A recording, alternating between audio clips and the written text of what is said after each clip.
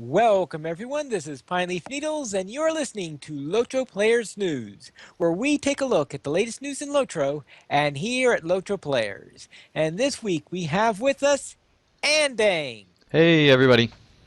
Atheros, Hi. Draculetta, Greetings, everybody. Draxwolf, Hello, Lotro. Sithrit. Hello. And this week our big news is Update 15 has hit Bulwer, but we'll begin with the latest producer's letter. Yes, we have a producer's letter this week, and what is this letter all about? Etheros. Well, it's the usual letter they release every month or so, or every few months. Rowan Campbell, he's the executive producer. He posts a letter talking about what they're doing, what they're going to be doing for the future and such. This one, he mainly talks about Update 15, which is currently on Bulwer for testing, which should be releasing sometime soon. He does announce the trait lines for the Bjorning, which will be the Raw, which is, apparently I did guess it right since I put a question mark there, but it's utility support healing type. So basically the Lawmaster, kind of, / captain-ish. The Claw, which is straight up damage, and then the Hide, which is tank. He describes the 3 main areas for Central Gondor, as well as Peligir, which is a big city, which is kind of separate-ish. He talks about a new type of group content, which will be coming soon, roving threats. He doesn't really describe it, but he just says it's coming, and that's what it's called. Yeah, I'm wondering how that would be different from warbands. Yeah, they sound pretty much the same thing. Yeah. I will say that on the beta server, I have seen some rare mobs wandering around, and they're like 500 to 1 million plus health. Jeez. So I'm not sure if that's what they are, because I soloed one, it just took me about 10 minutes of riding around in circles. I'm wondering if those are just elites that are out in the land, or if those are the roving threats. It'll be interesting to find out. Either way, I got no loot for it, so it's a waste of time. That's disappointing. Hopefully yeah, they fix that before the patch. We are also getting a epic battle, as has been mentioned. We'll presumably talk about the quality of said battle later, but yeah, the legendary item update, which they previously talked about, has been delayed because apparently they want to do extra work on it. It's going to be sometime in next year, possibly before April, but probably around that time for the anniversary update as well. And then the same as before, Osgiliath Minas Tirith 2015. All right, so my main question on the legendary item update is it going to happen before the next level increase? It's the next update, so I would be shocked if they had a level increase before then. Assuming My that it question does is, come why can't they just with that destroy the whole update. system? No, well, the question is whether it will be at the same time as or before. Because I mean, Oh, that's a good because point. that's because if they are delaying it, I will hope that you can do it to a level 100 item because a lot Yeah. of people banked on getting that trait for level 100 item. The only reason I put so much effort into the ally I have now is because I thought this would be the last time I'd have to do it. So yeah, I Right. hope you're right about that. Because I'm going to be peeved. I think quite a number of people. If it hits the test server with a minimum of level 105 in order to use this ability, yeah, there will be a lot of people peeved, and I suspect that the roar might be loud enough to be heard through the test server. Get Roar. Turbine to change it before the update. I would be surprised if it was higher than 100, because assuming it comes the same day as the update, would it make sense to make it be at the end of progression of the update? Why not just start it at level 100 or 101 or somewhere in there? It wouldn't Well, make much sense to do it the other way. Yes, but Turbine's not always logical. So No, especially not with legendary items, but I don't know. All right, we'll have to see. Hopefully hopefully update 16 will be before the cap increase, or that, of course, is that the imbuing can happen at 100. We'll see what happens there.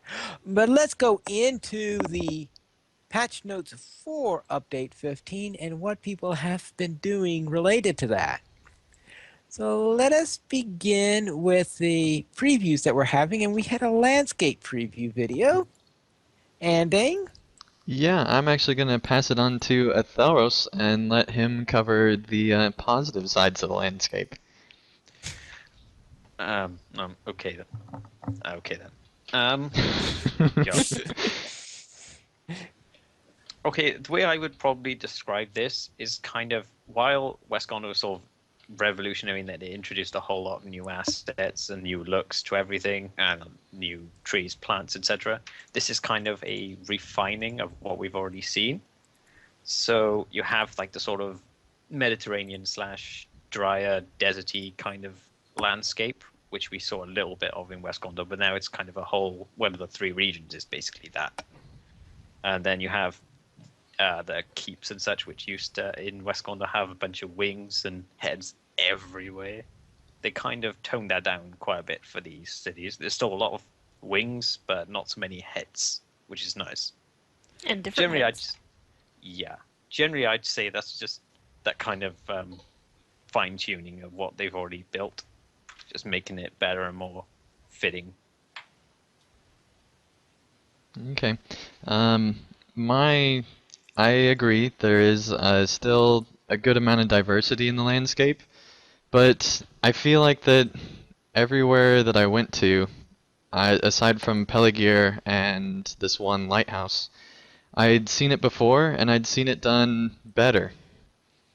I feel like that basically all the towns aside from Pelagier were more interesting in the last section. There was more height or more something that set them out from the other cities. But with this area, it feels like that they're even less interesting. I'm wondering if that's more a lore restriction or if that's more that they're wanting to really focus on Osgiliath and Minas Tirith and get that done really well. But I feel like that they didn't spend as much time as, say, they did with Rohan on trying to really try to make this area feel different from other places that we've already been. And I feel like that I was very disappointed when I saw it. I'm a lot more over that now because as long as the story's good, I'll be fine. And there is a little bit of new things, like there's sandbars and things like that. But I don't know if that's going to be enough, especially with some players that were complaining already about the zone looking too much like Evendim with Western Gondor, some of the buildings and things like that. Well, these structures, it's just a lot more of the same that we've seen already. And I don't think that they're just placeholders because it seems very much more fleshed out than normal placeholders are when Turbine puts those in. So they could still go over it with another level of polish, which I hope they do. But right now everything just feels too similar, and I can't say I can't point out individual towns because they all seem the same aside from Pelagier, obviously. I don't know. I feel like that this is the first time I've been disappointed by the landscape, and it just didn't blow me away, and it's sad to see that. All right. Anyone else have any comments about the landscape before we go on? Sithrith, what do you think about the landscape? Yes. It is a landscape. Honestly, I haven't really looked at it too much. I rode around a little bit in the first zone and a half of Central Gondor, but honestly, I don't think I've ridden around enough and looked at it enough to form an opinion on it yet. Okay. I did just remember that part of the reason I think that I am not enjoying this part as much is because of the Dawnless Day. And it takes away a lot of the beauty that was there in Western Gondor, which it's supposed to. But it makes the zone feel a lot smaller because it doesn't have those vertical clouds and things like that. And I think that that's a big detriment to it, but there's no real way around that because you have to have to do the Dauntless Day, so Yeah, because that's a very important point of the lore. I'm not sure I'd say it makes it feel smaller. For me, I just generally I think it makes it bleak and very Angmari, which is as Mm. people is kind of has a reputation for people not wanting to be there too long. I'm thinking that more than anything else might be a more long-term problem, especially depending on how long we're actually here for. Because obviously it's just going to be pretty much the main hub now, most likely anyway. Except for the people who heavily craft. yeah. And with the Dauntless Day, that makes being in the same location, it basically looks the same every time you go through there. Whereas before, you'd have like sunrise and sunsets and different types of clouds moving through and stuff like that, and it The really color takes away from does the change a diversity. little bit, Yeah. It does a little depending on the bit, time but of day. you have to look for it. I would think that in Think central Gondor, you should still at least have a brief sunset or something like that due to its you do kind of position. see the color, at least kind of reddish instead of Oh, gray. okay. but it doesn't break through. So I don't know. Yeah. Part of the problem is that this isn't going to go away either. Osgiliath is Yeah. going to have it. Right, this is Well, what Ministers we're is going going to to be have with. it. Yeah, because Yep. the reason why I'm saying is that because when Frodo, I think it is going through Ithilien, there he's able to see the Yeah, it's still sunset is able sunny. to break through. Yeah. So, Yeah. All doesn't. right. Well, that takes care of that. So let's go on to the Bjorning. So Sithrith, you had a first look at it. What did you think about this new class? I like it so far.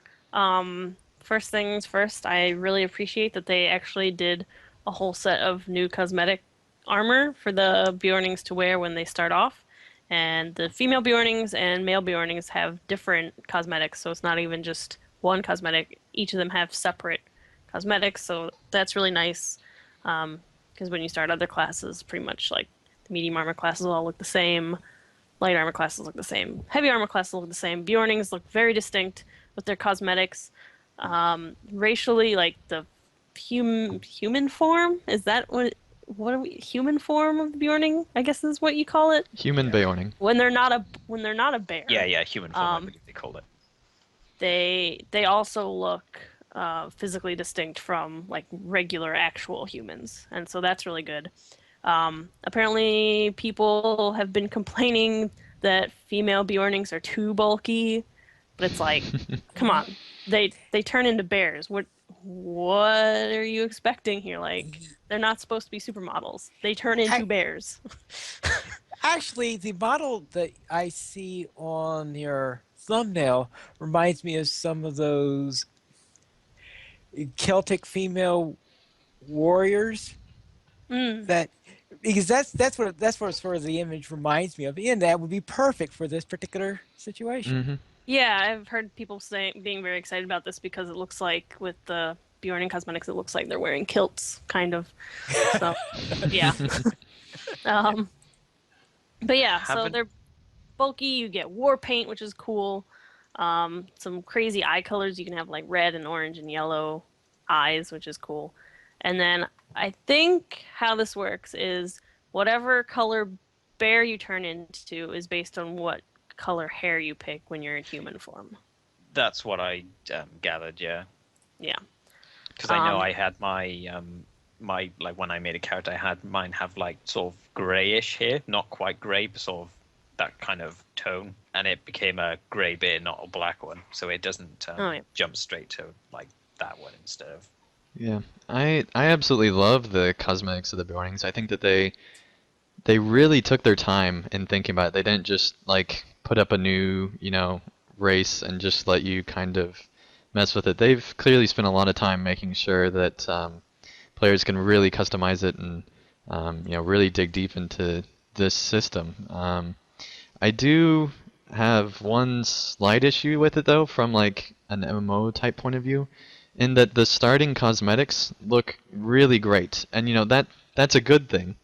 But at the same time, in MMOs, you're supposed to start out typically with, almost nothing, and like you're this, not very good warrior, and then you build up to it, which I'm guessing that the Beornings probably start out more as warriors than the rest of the races do, but Actually, I've noticed when you start as Bjorning, you literally are not wearing pants. Like you don't have leggings on.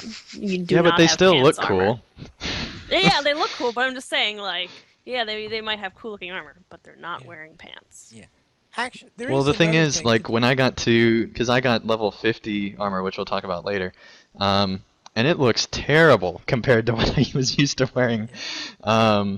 And so it's just kind of weird how you're gonna, like, start out with this amazing armor and then go through, 30 levels of not very good looking armor and then kind Well, of That's get that's what back the into it. cosmetic system's for. I that's Yeah. think because you're not supposed to be that high a level yet.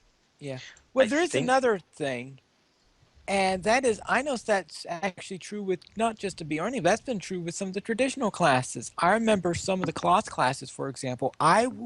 For a long time before I came up with the current cosmetics that I use, I would use the starter armor Hmm. I for the cloth classes because I thought it looked 100 times better than anything I can get. Mm-hmm. I think Yep. that's I especially used true of the hunters. I used Yeah. the beginning burglar outfit for my hobbit Oh yeah. because it just looked kind Yep. of Mm-hmm. good. I think But I actually feel like part of it's the even problem. to another step with the Beorning, where like they look amazing. It does look I impressive, I must think say. another problem is too is that the Star Beyonding obviously Zap is Beyonding themed, but there is, Hmm. far as I know, nothing else in the entire game that has a Beyonding theme or even remotely close to that sort of Yeah. style. Everything else is all metal or leather. So Mm-hmm. unless the player uses that outfit for the whole rest of the game, they're gonna kind of look a little odd, And that's what switching from a I full felt suit of armor like. into a bear. That's what I felt like. And you basically like I had to just equip that cosmetic and take off the boots because I'm a shapeshifter. I'm kind of like Hulk. I gotta gotta get all the things that are in the way out of the way. So So um, I had a question about armor because didn't they originally say that it was going to be a light armor class?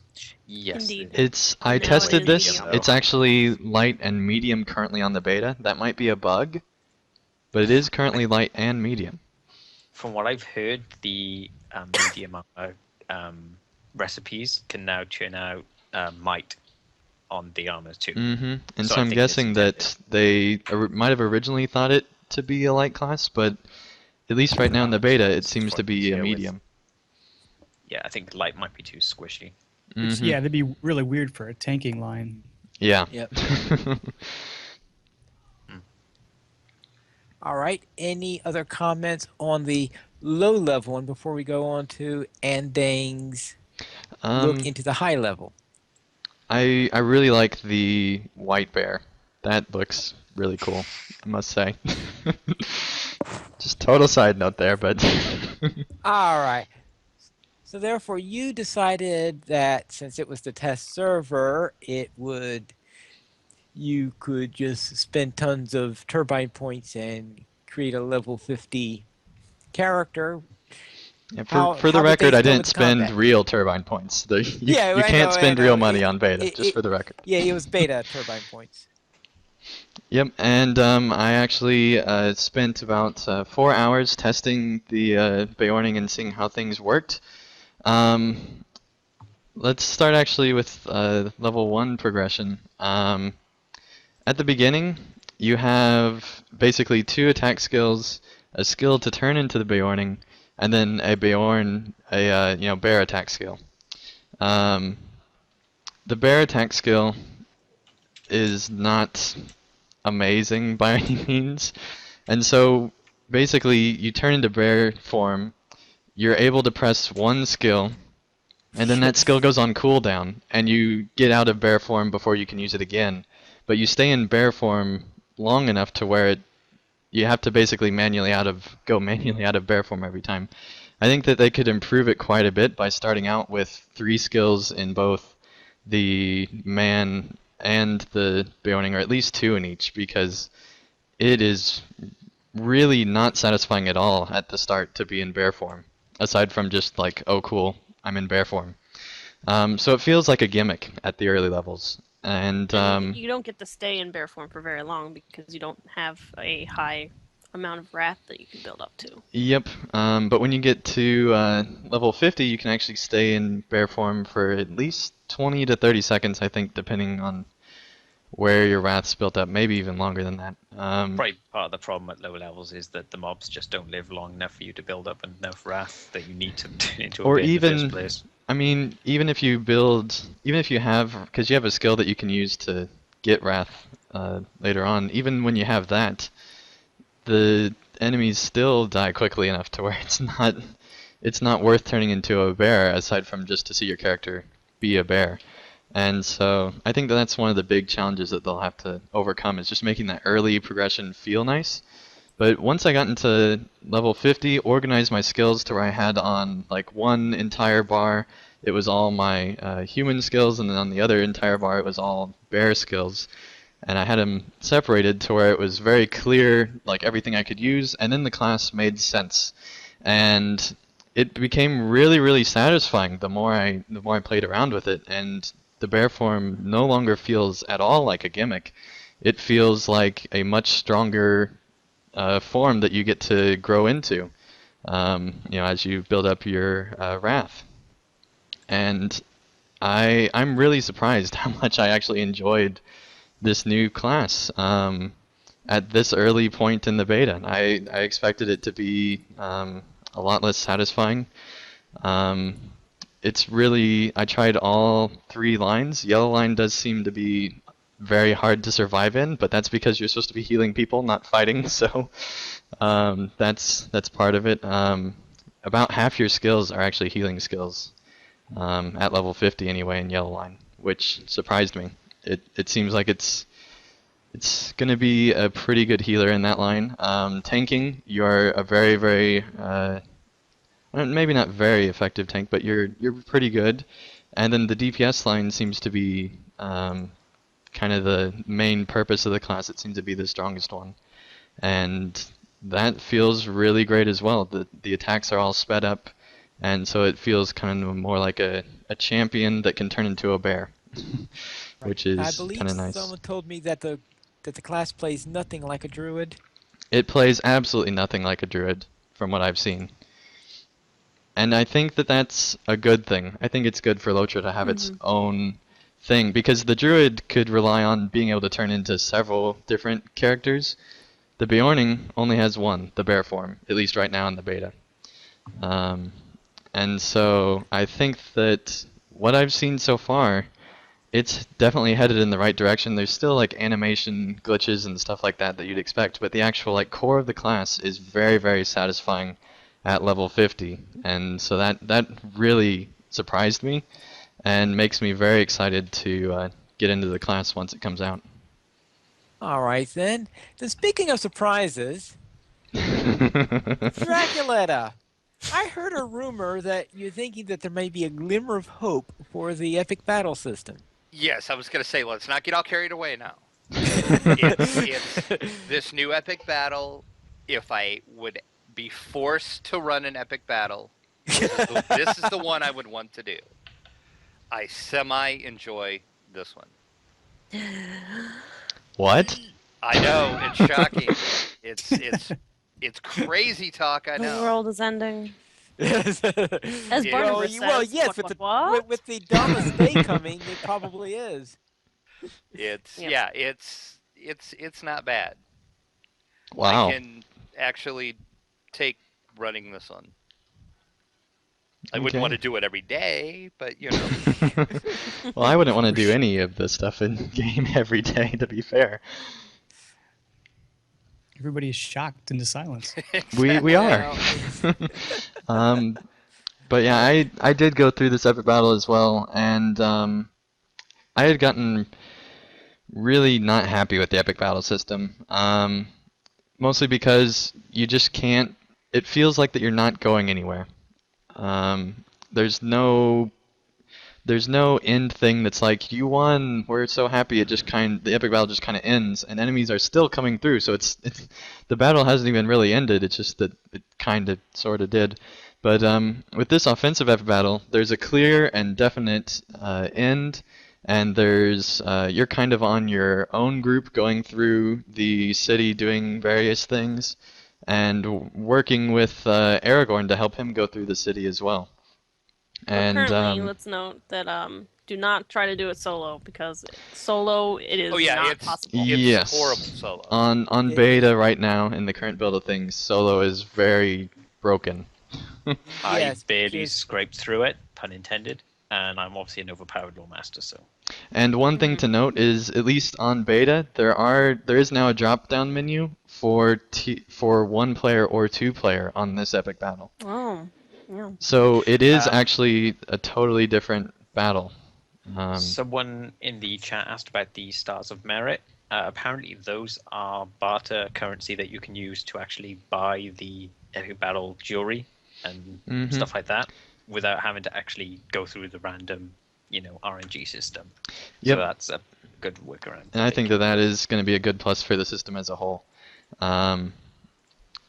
And I just feel like that it's very nice to have a different type of epic battle at the very least. I really do enjoy this one more than the others, just because there's an end, and the end is really satisfying because you're reclaiming this city, and at the end you really feel like that you took back the city, and it feels right. And obviously they were limited lore-wise by the Battle of Helm's Deep, where you kind of are just losing until the very final one. And here, it feels like you're winning, and you don't get penalized for losing soldiers either near as much, which is very nice. Certain things I think they improved on, that is one of them. But if I was going to give one of my, well, the major issue I see with it, it's that it's not an epic battle. It's a skirmish with a few more people in it. That's what it felt I wouldn't like call it a to me. skirmish. It felt nothing like an epic battle whatsoever. Maybe, There was but didn't barely feel any like a construction skirmish of either. defenses. And see, and that's There's why I liked occasionally it, because it didn't feel like an epic battle. That's why I think you liked it. In which case, that's not a good thing because it's not an epic battle. Why is that not a good thing if they're making it feel more like something that people seem to want? They might as well just make it a skirmish then. I've seen more than one person in World, they're calling it a hybrid. It's like a epic battle skirmish type mixed together hybrid thing, which Yeah, I it's definitely can still not see. a skirmish, but it's also not like any of the other epic battles. It's skirmish like, because you have your lieutenants per se, which are the arch nemesis that come in. Mhm. Which some of those are lieutenants are extremely hard not. to. Yeah, but those arch nemesis just come in and whap you to pieces. Mm-hmm. Yeah, The other it's issue I kind of found too is that I know plenty of people disagree with me on this, but I will say that the Helm's Deep battles made me at least feel like I was in one, for the most part. This did not. Occasionally I would see like a huge group of troop soldiers or anything like that moving around below me or over in the distance somewhere, but that That's is a good it. I point. never got that close enough. The part I was actually involved in, it felt just like a skirmish. That's a really good Hardly point. any actually involvement in it. it's very, very unbalanced right now, though. Mhm. Yeah, it'll be really Right. interesting to see how they kind of change it over the next, hopefully, couple of builds. Hopefully. Yeah. Yeah, Easily. I would like to say that you can still get hundreds and hundreds of enemies if you aren't paying attention, and you can still very easily lose like the other epic battles. Oh, I'm sure you can lose, but it just Mhm. Oh, didn't I feel like a oh I huge lost. battle. Oh, I my first lost. time trying it. Yes. Yeah, it's a little different in the duo version where they send a lot more people at you though. So They sent a lot more. I felt like I had a duo's worth of people coming on top of me. I had 20 or 30 people there at the end. but somehow they send more, but they send them at different like wavelengths to where it feels much more balanced, at least on the duo. I'm sorry, 30 people against me at once is not balanced. Especially when there's an arch nemesis pounding me on the head at the same Yeah. time. Like if it was 30 people and they were like all swarm level mobs. Well, keep maybe. in mind you have your 8 or Yeah, so yeah, people the helping dumb you out too. twins. Yeah. They're better here than I they don't are in the know. skirmish, to be fair. I just feel like, at least for me, this felt about as much as like an epic conflict as the Dol Guldur skirmishes did, which is not at all. That's just the way I felt about it. I felt like they felt a little bit more epic than those. I Not think by much, to me particularly at least. with the ending and stuff like that, where there actually is the battle going on and you can actually fire into them. I think that might be my problem. Like it's for a captain, I can't do enough AoE DPS to get very far in the skirmish, so I haven't been able to see the end.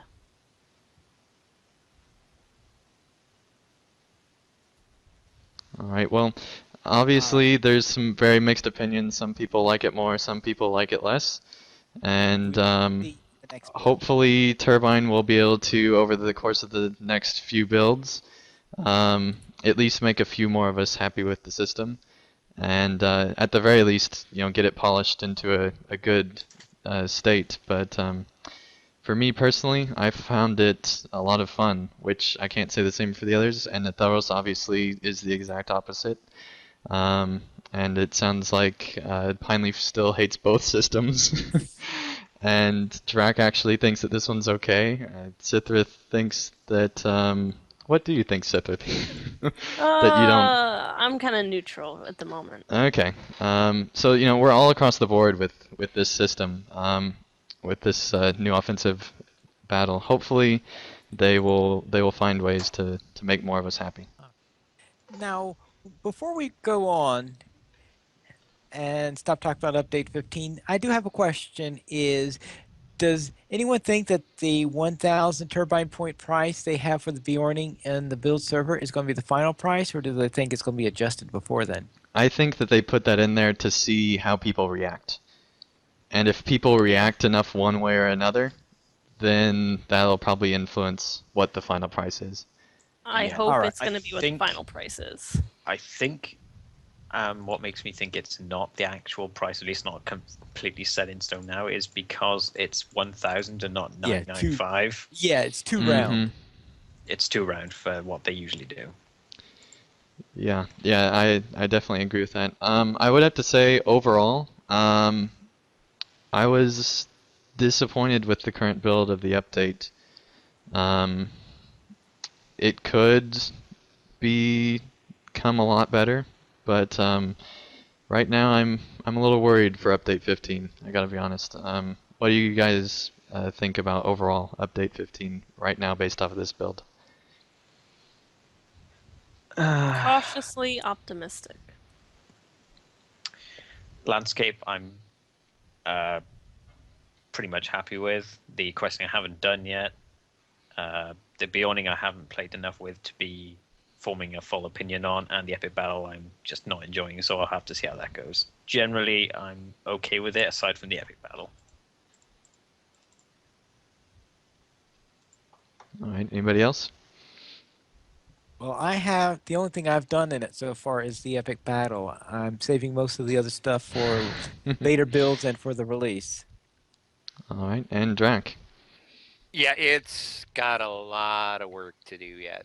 Mm-hmm. Yeah, I think they may have done this one a little bit earlier than normal, simply so they could get the feedback on the new class. Well, and that's why I wonder why they didn't lock the epic battle and lock the landscape and just say, here's the new class, start from level 1, and there's the new start area, Yeah. and that is this round of beta. Oh, actually, there is another question has anyone had a chance to speak with Lily Kate or any of the other musicians on their opinions of the updates to the music system? There is a thread in the beta forums with some feedback on it. From what I've seen, people seem to be mostly optimistic. There seem to be a couple of issues with certain instruments, but on the whole, it seems to be mostly good, or at least on its way to making some progress. Yeah, and that's really good considering this is the first build of that system as well. So. Right, and one Um, of the other reasons for getting that build out early is because they want feedback from the musicians right away, and they were giving them the warnings on that too. Yes, bring in your best pieces and find out, are things balanced? But aside from the Bjorning, which I think they did need to test right away, do you guys think that the rest of the beta should have been up for testing? No. No, not at all. Not in the state that it's in. I don't think Turbine's doing themselves any favors having a beta that's in this state. What about you, Atharos? Maybe the epic battle should have been closed, but I think the landscape, possibly the questing part of it, could maybe be kept up, because I don't think it's in that bad a state as the rest of the stuff may be. All right. Very well. Let's head on to the store sales then. Draculetta, what's on sale this week? Free sample of the week through the 16th is a universal morale potion. You get 5 of those per account. Whoop-de-doo. Yeah, exactly. Use the coupon code HUP88, HUP88. 30% off select cosmetics, shared wardrobe, cosmetic outfit slots, mounted combat trait specs, and the War Steed cosmetic slots. Also, My in name the is Sithrith, and I approve the store sale. I was going to ask, how many of such did you buy, if any? Oh, I bought some cosmetic slots. I'm not gonna be cosmetics buying. outside the wardrobe space, yeah. Yeah, I'm gonna buy my last wardrobe spaces.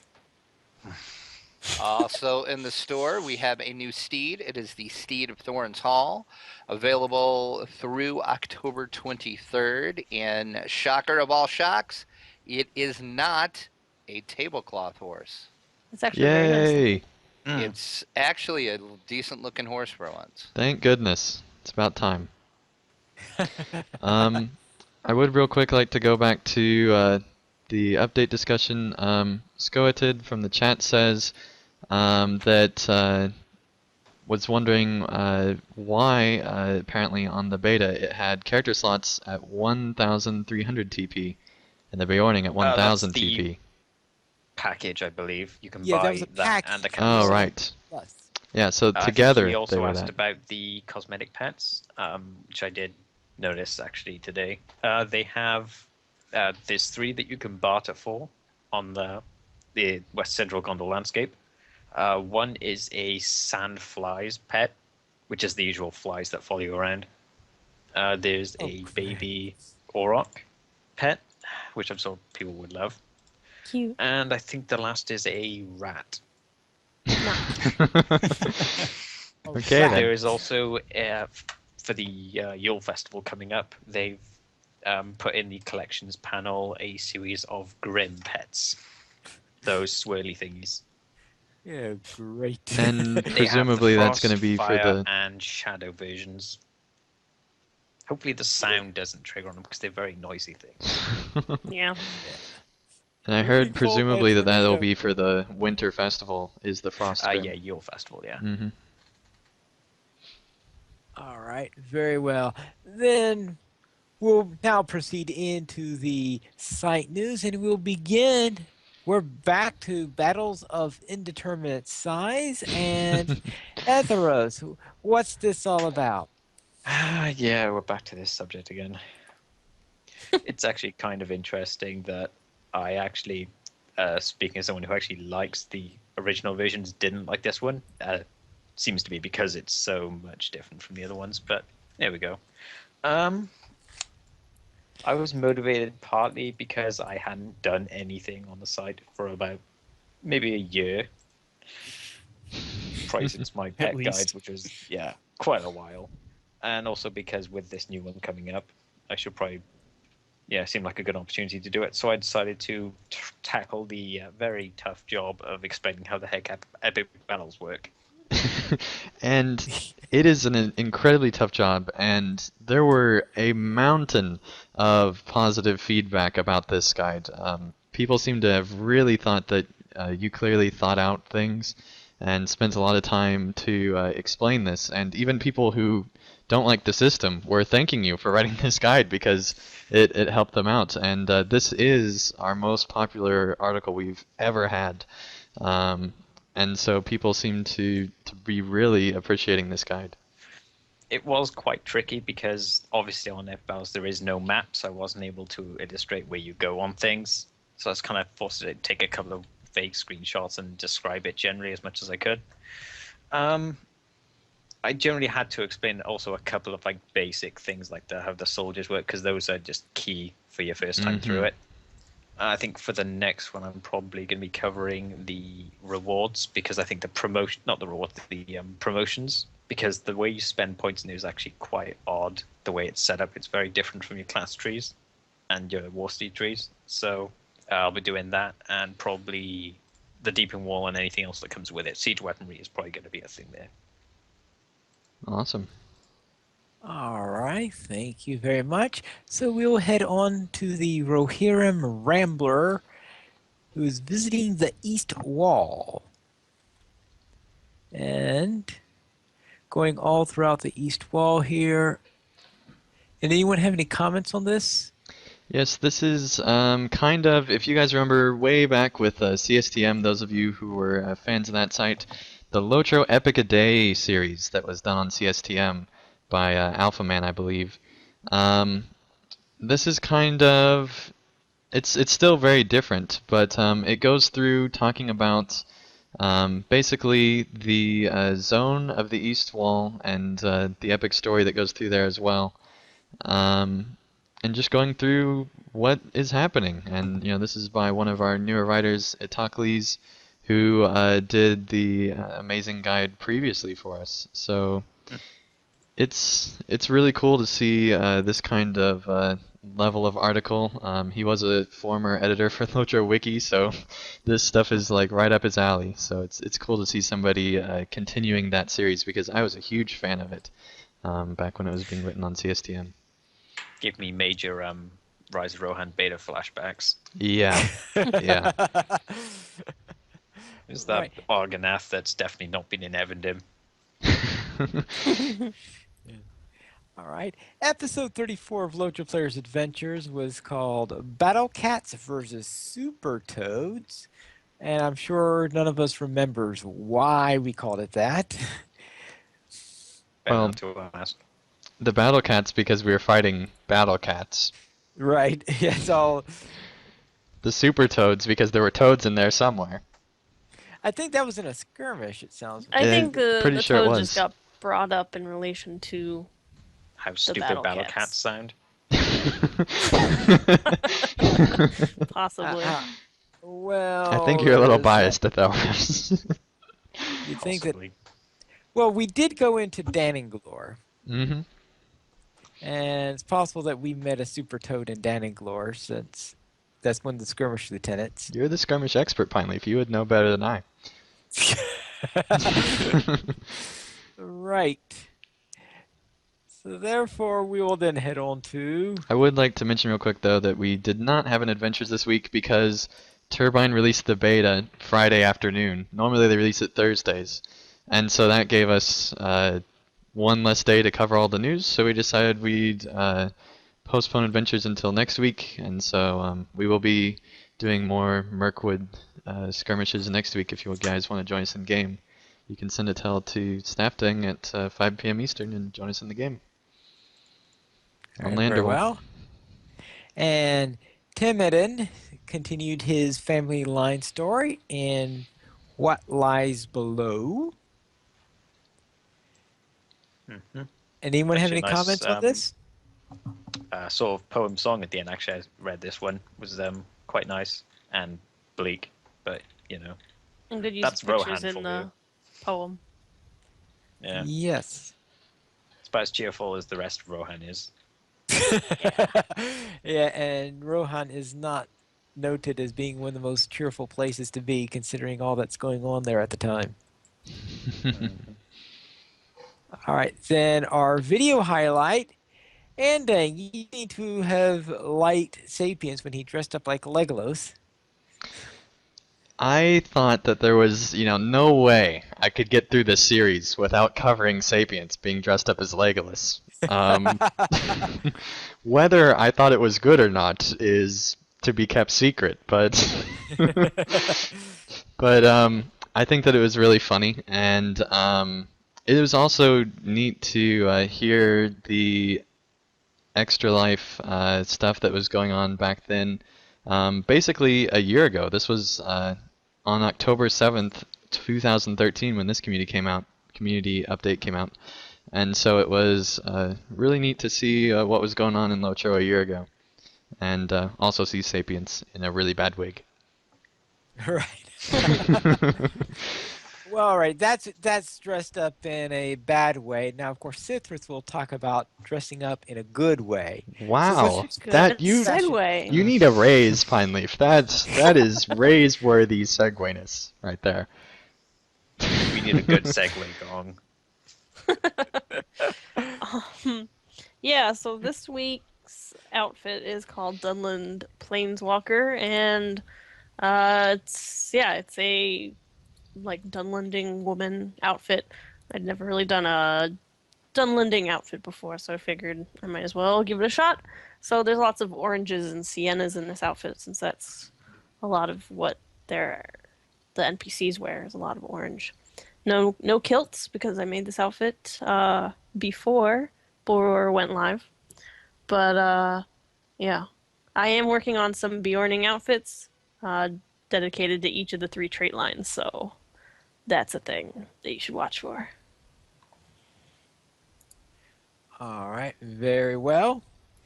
And we'll now head into Brax's pick of the week, which is when MMO slip into maintenance mode.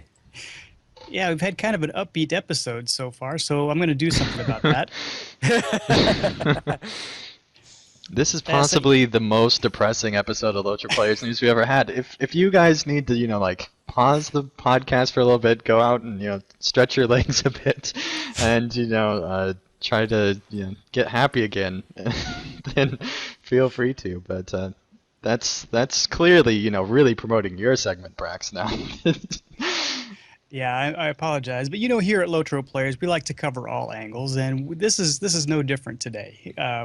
We talk about the updates, we talk about the excitement, and then we talk about other people's perspectives that may not be quite as upbeat. And of course, perspectives depend a lot about how long you've been playing the game, how you play the game, what you enjoyed in the past, and what they're doing in the future. So, as you keep that in mind as you kind of read this article that's linked in the show notes. As Pine Leaf said, it's called When MMO Slip into Maintenance Mode.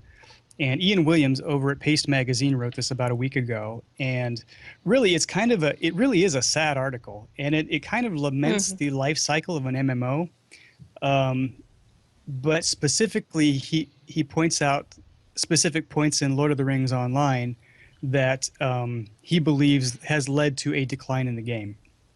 I don't necessarily agree with everything he said, but I think he does make a lot of good points. And I think from his perspective, it makes a lot of sense to say, I used to enjoy this part of the game and I don't see that anymore. So the game is in a state of decline. Or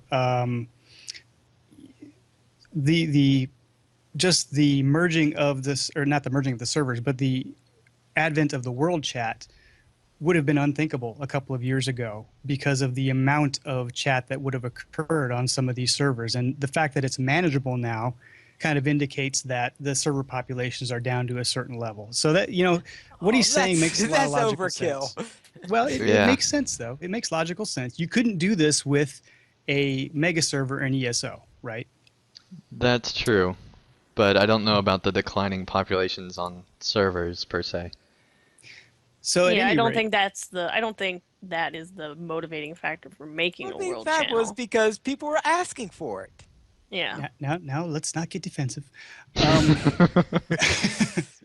I just think it is a valid viewpoint, and I think it's a very good read because there are things in there that make a lot of sense. I personally don't agree that the free-to-play transition is what led to the decline of the game, which is what he kind of indicates. He seems very upset about that and kind of rides on the cash shop a lot. Right. I mean, my viewpoint on that is a subscription-only model for LOTRO would not work in today's MMO market. And the fact that free-to-play happened has actually extended the life of the game. That's kind of Well, I mean, a subscription-only model isn't working for a lot of MMOs, and a lot of them have switched to free-to-play because it's just not sustainable in this market. Yeah, Exactly. I'd like to think that LOTRO would survive in either market, or, you know, at the very least could have gone, LOTRO didn't go to free to play because it needed to, it went because it wanted to. So I think LOTRO could have probably survived either way this long at least. Okay, I disagree. I think that it could have survived maybe a year or so more. I don't know that it would be doing as well today if it was sub only. Well, I don't think it'd be Um, doing as well, but I think it would have survived. okay, right. Yeah, well, Middle Earth probably would have survived. I would agree with that. But at any rate, I would say give that a read. It's a good read. It's well written. Obviously, he's written for the Guardian, so Ian Williams has some real writing props here, and I just kind of balanced that with some of the, some of the, I don't know, what do you want to say, enthusiasm that comes with new drops. There are both sides to this thing. Somewhat related to this post, before we get too far into the discussion, I wanted to mention this too. Pastuel over at Thinking Play got kind of depressed from reading some of this stuff. So he put a survey up on his blog called the State of Lotro Survey, because he's interested to see how often people are playing and what their favorite activities are, and who's still playing Lotro and stuff like that. In fact, Massively had a daily grind this week, who's still playing Lotro, and it had quite a few comments. I know because I accidentally subscribed to the email updates to that thread, but a lot of people are still playing, and I think if you are playing and you'd like to kind of answer the survey and put Pastuel's mind at ease, that link is also in the show notes. There's several questions about your play style and stuff over there. So I don't know. What do you guys think about? First of all, I hate the term maintenance mode. So the fact that it's in the title of this article kind of irks me a Yeah, little bit. that sounds but- really I mean, and silly. it's pretty bad timing also, since we just got this big update on Bulwer with a new class, new region, new epic battle. It's bad timing. It's obviously not maintenance mode. Yeah, I think he's taking kind of a larger several year view, starting with probably prior to the Mines of Moria drop, because it sounds like he's been playing for a long time. Ethelros, you have something to say. Besides the All sign. right. Here we go. Get your If I was popcorn going ready. to describe the article, I would probably best describe it as a compilation of every single I quit post I've seen on the official forums the past 4 years. He uses pretty much every phrase and argument I've seen in those posts. From the it's factual that the game's population is in decline without actually providing a source. Everything was better back in Shadows of Angmar. Free to play is where everything started going downhill, etc., etc. It is well written, but maybe it's the fact that I've been seeing these arguments on the forums for over, as I say, 4 years. It may become white noise to me at this point, having seen them so often.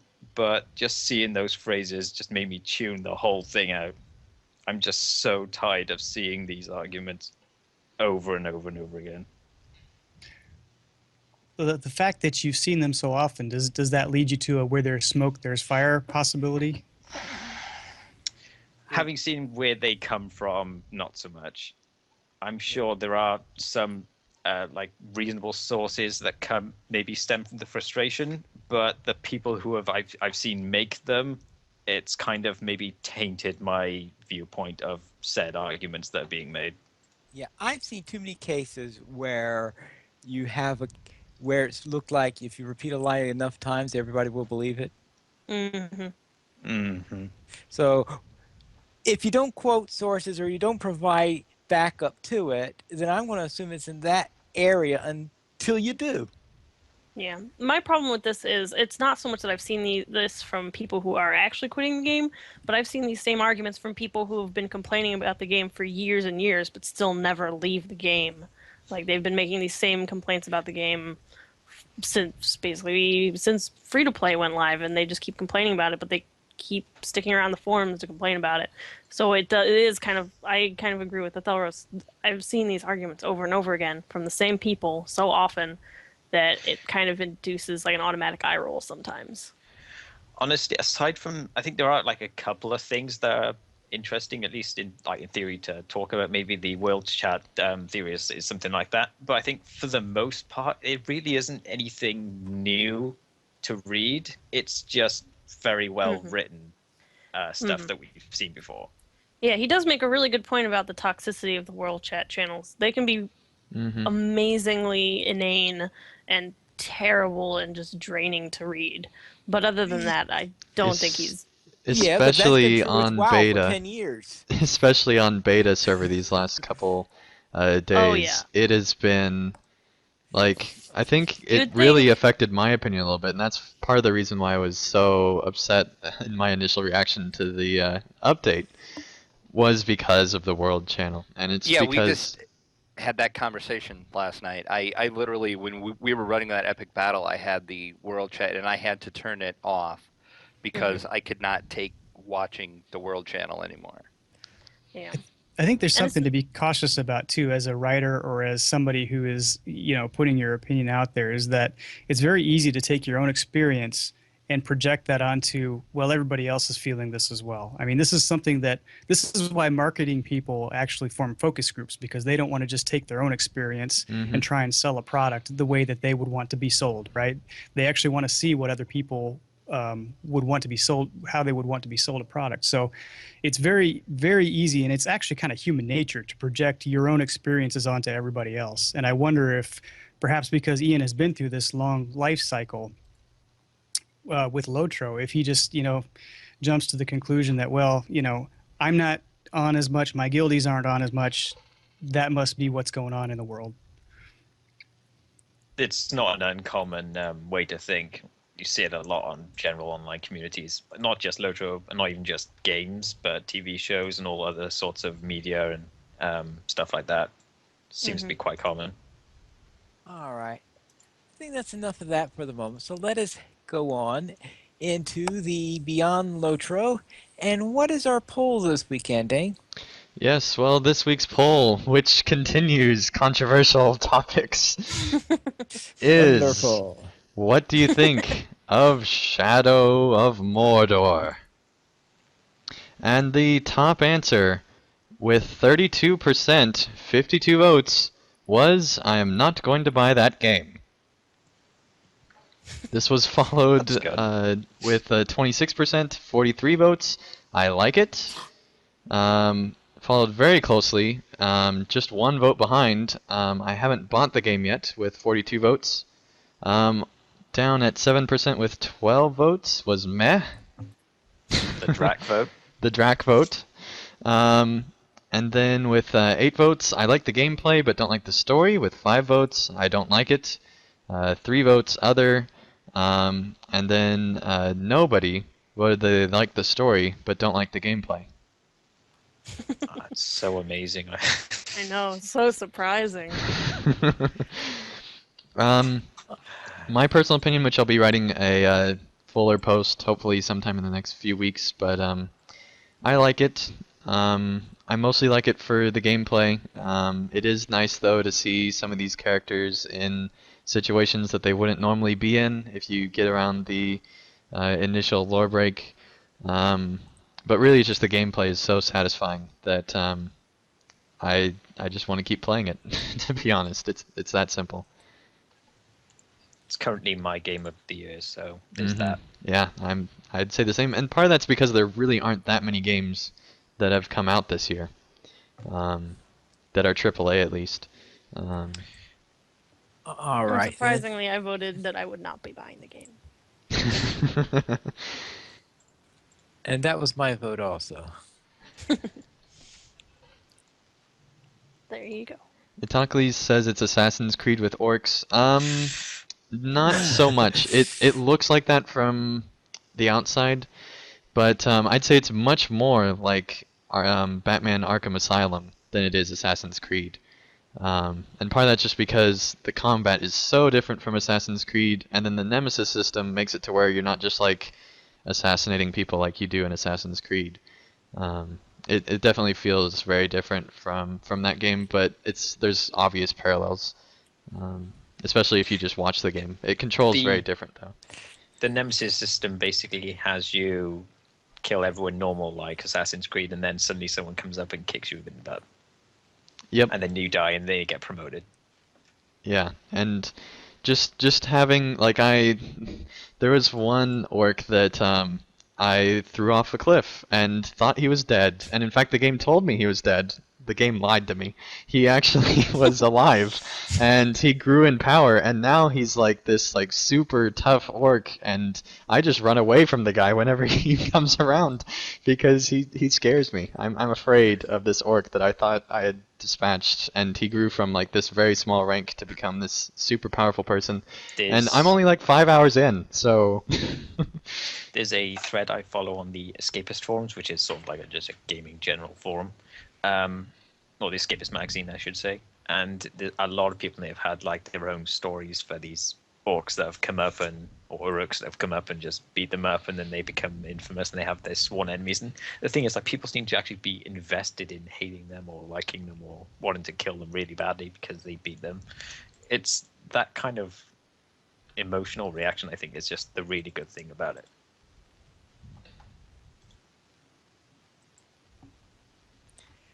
All right. Does anyone else have any comments on Shadow of Mordor? Then we'll I definitely understand why people just don't want to buy it, and I think that's great. If you are a fan of games like Batman or Assassin's Creed, I would recommend getting it. But if you're somebody that gets really angry at lore and stuff like that, which I thought I would be too, you might not want this game. But yeah. All right, very well. Then we had a third part of A Wizard for Himself. And that series is continuing, and it sounds like I'm trying to decide whether this is the last one or if there will be another one after this for this particular item. Since this is a lore-related one, there may be another episode of this afterwards. There might be another one, but I'm sure he'll have another lore series. Oh yeah, there'll definitely be another one. Another lore series at least. Yep. So we'll head down into donations. And this week we did not receive any donations, but we would love your support. And to help LOTRO players, simply go to the donations page where you could help support the podcast on LOTRO players and also help support the site. We have $5 and $10 mentions where you can donate and get a mention on one or all of our active podcasts, depending on the amount. For $5, you get a mention on the podcast of your choice. For $10 or more, you get a mention on all of our active podcasts. As for feedback, we do not have any reviews this week, but we do have some featured comments. And we'll begin with Tyrion, who left a comment on the Update 15 landscape beta. Could you please read this, Sandang? My article, I get to read the comment, okay. It is pretty similar in parts to Western Gondor, but I think that's to be expected from what it is essentially half of the area that doesn't get too much coverage by Tolkien. However, there are some gems across the landscape which make it stand out. The sandy islands continue for quite some distance into the Anduin, and at the furthest one, you'll find a rather confused band of corsairs who've been finding ways to amuse themselves. ... To that's the best ellipses I think I've read. To the north of Lynn here is one of the most stunning areas that we've ever seen in LOTRO, and a cousin of Goldberry and the Red Maid of Agarwin is responsible for this beautiful section of the zone. And then the third point is proper beaches. In Western Gondor, the only beach we really get is in at Hashadir, south of Dol Amroth. But here the sandy dunes stretch on for miles, making it seem more like Evandem. In Tor in Imil, probably spelt wrong, and really give the coastal feeling that seemed to be missing in parts of Western Gondor. However, I did think that the Dauntless Day effect, and the fact that they've reused the awful big battle music, in addition to the increased volume of the wind, means that Central Gondor is far less impressive, and also has much more of a depressing feeling about it, unlike the bright blue skies and screeching gulls of Western Gondor. Do you have a rebuttal? I pretty much agree with most of that. Those are some standout points. I still feel like it's not quite strong enough for me as far as a difference. But I can definitely see that being enough for a lot of people. All right, I'm then. not sure how those points make it less impressive per se. More depressing certainly makes sense, at least the darkness part. Well, But I mean, for me, it takes away from scale. The Dawnless Day takes away the scale that was there in Western Gondor. It just, you're basically cutting out half of the vision you'll see when you're moving across the landscape and turning half of it to just complete dreariness. And at least Angmar and places like that, they were like green Technicolor skies and stuff like that. Like there was stuff going on in those things. Here it's just kind of like these dark, overbearing clouds, and there's really no way for Turbine to get out of that. That's just how this zone is going to feel. And I don't I know. guess that's fair enough. I think the way I saw it is that while that is true, that it is less huge, I suppose, at least feeling wide and open and clear and everything. It kind of just got replaced by, for me at least, with a feeling of dread and Well, that sort of feeling. my thing is It that seemed to work out. I wasn't quite ready for the dread again. I feel like that, the burning villages and stuff like that, we already saw a lot of that with Western Gondor, or Western Rohan, I mean. And we haven't, Yeah, I feel Rohan, like that I'd it's say. not enough of a difference for me, because we already saw that change then, that it now feels not near as impressive that it's happening here. I'd say Central Gondor is far more ravaged than Western Rohan. It Western Rohan is. It had feels like one the town that was majority of gone. the entire zone, as opposed to Western Gondor, was really just the path from Isengard to Helm's Deep. So yeah, I definitely agree. It feels like more is ravaged, and maybe that makes me have a worse opinion. I don't know. It all feels very similar because maybe there's so much ravaging going on. I don't know. All right, then. Now we'll head on to Oh, Icarians. actually, I would like to make a final point that's just slightly related to this. In Pelagia, they have these sort of statue monument things scattered around. It's actually part of a deed, and on them they have inscriptions in, I think it's either Elvish or some other language. Oh, runes. I'm sure people will decipher them eventually. On each one, and I presume they actually mean something because the devs usually put those in, having them actually be able to be transcribed. At least that's what they did in Rohan. So I'm sure people will find those and decipher them. I'll need to keep an eye out for that to see what they mean. Yeah, those are pretty cool. All right, very well. Now we'll look into Icarium's comment on Sithar's first look into Bjornings. And Sithar, could you please read this? All right. Karim says, I like the size of the bears. They look pretty big. I'm sure the graphical glitches will be fixed in time. I admit I'm not terribly pleased with how short the intro is. Maybe they'll add a bit. Jumping to 5 like that is a bit to my mind. I hope they don't cave on the Beorning appearance, though. I like that the female Beornings are big and bulky. It really fits. I've seen complaints already about how they are too square and should be more slender. I tend to avoid the test server myself, but I'm curious about the skill trees. I hear that the yellow line has a trait a bit like a captain's mark where those hitting the enemy gets heals. That can be fun. I wonder if it will stack with the captains and how good the support role is. Also curious how well the tanking spec works. I'm hoping it's a strong, viable tanking tree. Finally, I'm really hoping that unlike Champions, where dual wield beats two-hand unless you're doing PvMP, Bjorning powers are tailed for dual wielding or two-handed and they're equal. Anything that either you or Anding saw on this that could answer that?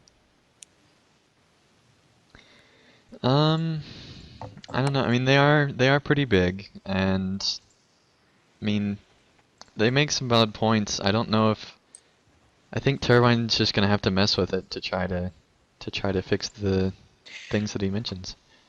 Yeah, I think. Yeah. God knows how to pronounce that. Scode T Yeah, says in the chat that the females are kind of bulky, but the males aren't really that much different. They have Yeah. facial hair, which actually looks nice for a change. Yes, And they have a that was tattoo something in I that foot, forgot. yeah. The facial hair looks amazing. I don't know I want that who for did mine. the texture job on that, but they did a great job. They need to add that to the normal humans, but They do. I digress. Yeah, the males don't really seem that different. Maybe that's something they could change to make them both sort of Bearier. Yeah. My only, Bearier. I think barrier. I think my only criticism with the female Bjornings is there's not a whole big range of facial options. Like there's obviously all the like options you can click through, but there's not a whole lot of difference in any of them. Like it seems like they just took one of the female human faces and then did like slight tweaks here and there for each one. For the So- males, they seem to be pretty much the same. I think they just used the normal human males and Yeah. just stuck them there. Yeah, and like the hairstyles, I think they added about like 2 or 3 new hairstyles for males and females, and the rest are just the Hobbit or human hairstyles. Whoopsie-doo, yes. Yeah. I mean, I'm glad they added 2 new hairstyles. I should try and see on the test server if you can get those hairstyles on not Bjornings. Now that would be interesting. If that's like new hairstyles generally. I tried and you can't. They're Oh. only for the Bjorning. I'm also I mean, wondering it's if you can. it's still build 1 of the beta, so that might change. But I kind of like Yeah. the Beornings having their own hair, just the same way like the dwarves have their own, and hobbits have their own, and it just Yeah, feels that's kind of true. right that they have their own. I'm wondering if the males can wear the female outfits and vice versa. Or You can't those like because that. it's actually They are the they're same the same item then. clothes, but they show up differently on. Oh, that's a Mhm. shame. Yeah. Yeah, it's a shame, but I also think it's cool that they took the time to make separate things. I mean, I would like to have that like hood shoulder thing that the guys get instead Yeah. of the little headband, but They haven't done that before, have they?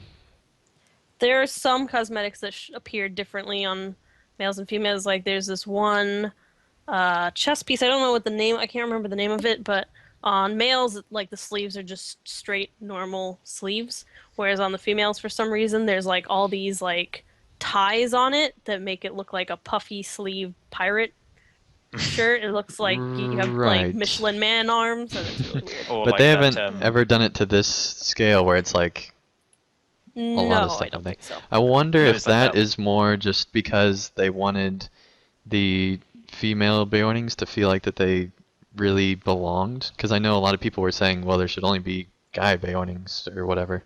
What? They Yeah, I I don't don't know know. why people thought that either. I mean, they Um, could have just made them separate items at least, so people could Yeah. have both cosmetics. But maybe they Yeah. didn't want to have to add in the extra model for a male wearing that outfit. Yeah, it's twice the work essentially, but only for Yeah. 1 item. So I don't know. Or 1 set of All items. right then. Let's go into our mailbag. Mike sent us an email saying, "Hello, LOTRO players. I only found your podcast this last June, and I decided to go back and listen to the old podcasts. So, in the past week and a half, I have made it through the first 30 episodes and learned some things. 1. Too much of anything, even a really good thing, hurts. 2. Episode 15. Atheros has the most amazing diabolical laugh. For the Fellowship Walk, he bid on being a guest host. 3. Pineleaf is amazing. Okay. Pineleaf is amazing at predictions. In episode 1 or 2, he already guessed we'd enter Gondor through the paths of the dead. Well, he obviously doesn't know the rest of my record concerning predictions. In 4, in the HD episode, everyone scoffed at the idea of a new class and laughed at the thought of a Bjorning. No, we didn't.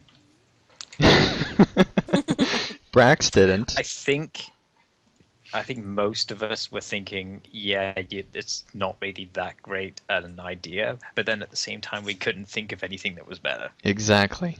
Yeah. If I think I know that at one point I was saying they would have to do it as rather than a Bjorning as a skin changer in general, so that they could find some way of getting other races in there. Instead, they decided to make it a race/class, which I didn't think that they would come up with that solution. I think my exact words were no new class in 2014. Yeah, they were. They were. We did have Technically, we that still don't going know if also. there will be a new class in 2014. That's true. Delay it. Just have them delay Technically, it, we just still so we're don't not know. wrong. Well, we have been seeing the new class because it's October and it's on the test server. Yeah, but it's Not technically released, not though. released yet. Just have them delay it till 2015. Semantics. All right. I don't know what this means, but I thought I'd share. Lowney also sent us an email, and Etheros. Oh god, I haven't done this in a while. Where am I? Haven't read or haven't read an email on the show? I've read. Okay. Hi all. I would give you all a named hello, but that would take longer than typing this out. Smiley face. Of course, I want to thank you all for the time you spend on bringing this podcast to the community. It is very much appreciated by myself and countless others. Well done. I have a question that kind of scares me to think about, and I hate bringing it up because of that, but we have been told by Turbine that come update 15, we will be able to level our legendary weapons and items along with our characters. This was met with great praise and a huge sigh of relief by the community. A lot of sighing. No more deconstructing Sting. Kind of. My worries concern whether or not the level 100 weapons and items we currently have will be able to level with us, or are we going to just have to deconstruct one more time, get a new level 100 item after update 15, and then that one will level with us. If, as I fear, we will be burdened with one more legendary grind, I think the community might get a bit hostile towards Turbine.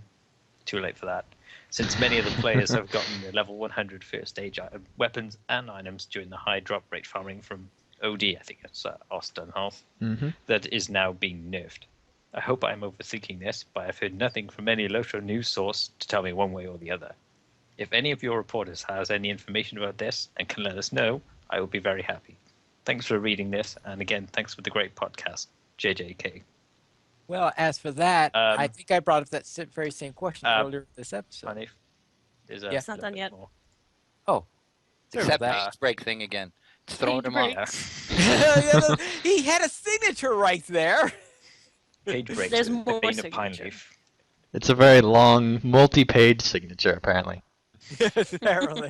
Page breaks a pine leaf's bane. Lowney, Linlin, God, these names. Findeladin, I guess.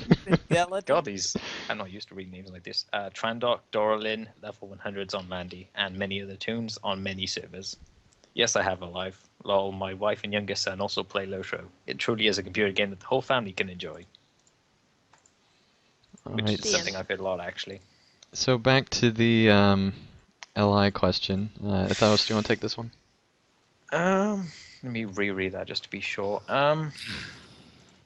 From what they've said, I believe this is something. Well, I mean, before they announced the delay, at least that was their wording that we wouldn't have to do it again.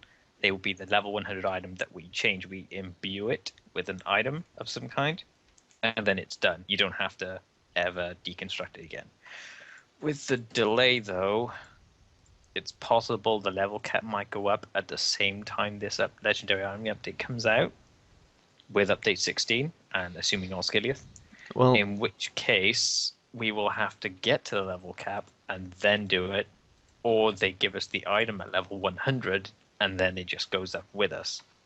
well, I think like that is definitely a possibility. But what they could also do, because if you remember, back with Moria, when you create a character, you get an LI that only goes to level 40, or you're not on the LI, and then you have to get another one that's like a real LI.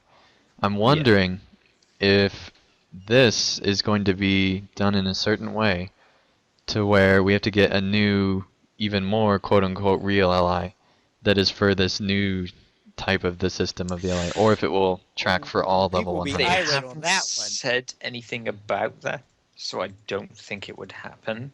Well, technically we don't But know I'm either sure. way, because there hasn't been enough detail, I think. Well, they've only said that we'll be able to change our current LIs, which makes me think it would be. Of course, that was before the delay, so I'm not sure how that will affect things. Yeah, there's It's a lot of questions possible now the- because of the delay. It's possible the delay is actually to make us be able to imbue it at a lower level.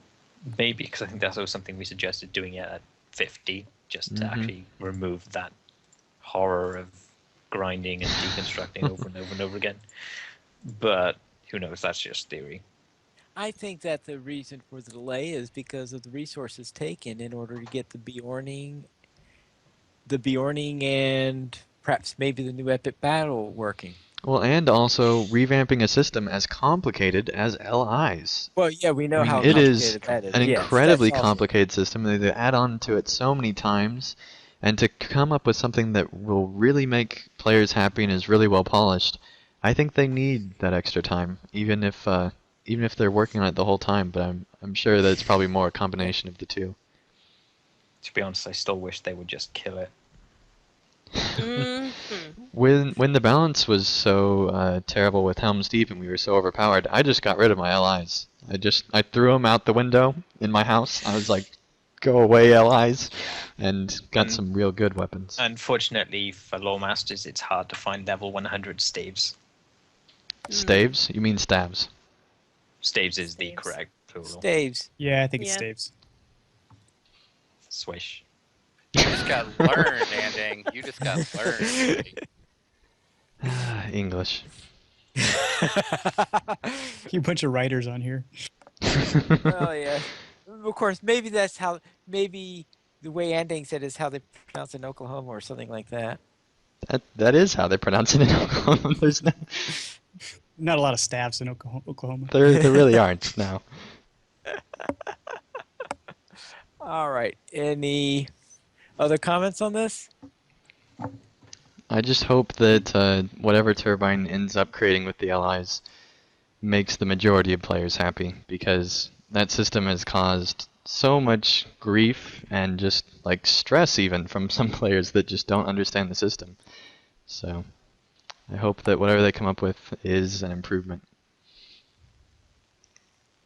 All right. Very well. Then we will head on to into our origin story, which is from Barnabas. And Drac, could you please read this?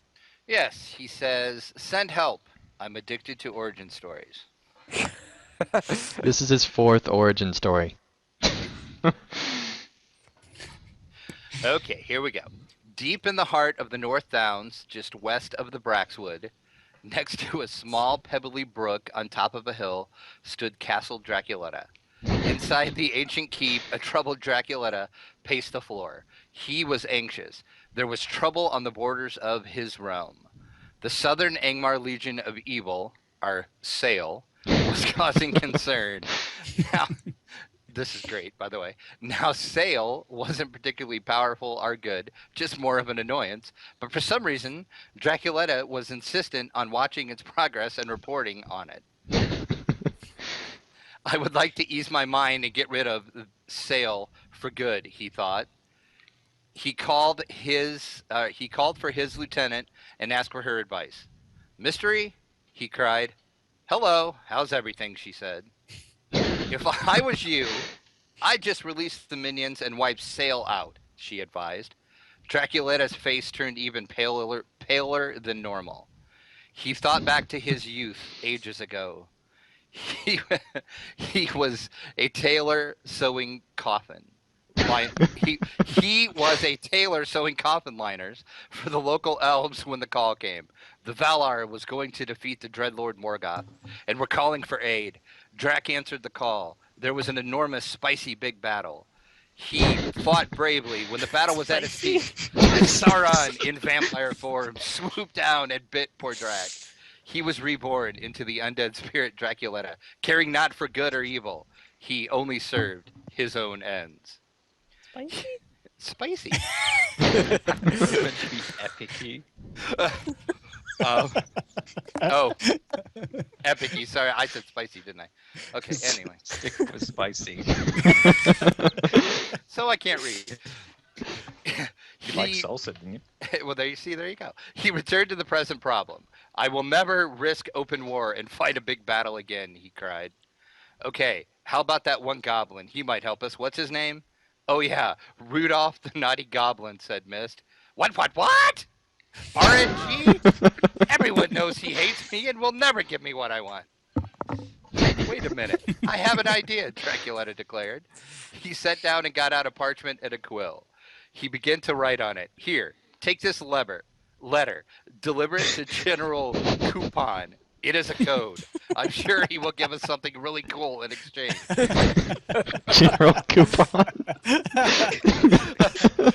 Okay, no problem. I'd do anything to get out of this zone, replied Mist. She left the room, and Draculetta returned to his thoughts. And one more thing, Mystery said as she returned into the room. What is it? Shouted Draculetta. I'm probably going to die delivering this, she said. Of course you will, but do your best. She left again. Weeks passed, and the sail pointlessly broke apart and reformed into different, equally useless versions of itself. Finally, Mystery returned. How did everything go? Draculetta eagerly asked. Pretty good. It was a long walk, but I only died twice. Mystery brought a large box into the room. Draculetta ran to it and yanked it open. He peered inside. The entire box was filled with legendary weapons.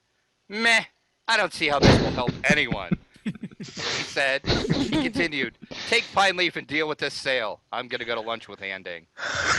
You said that was the Drac response. All right. There is a lot there. There is so much in that. I mean, that Just have the whole thing be the title. The whole thing be the title. That's a pretty long title. it's just amazing because you could tell that he listens to this. He listens to Academy. It's like there's so much into that. That's great. That's got to be one of my favorite ones, I think. They include the sale, the RNG, like, and sewing coffins. That part, though. Man. And General Coupon. That one's good, too.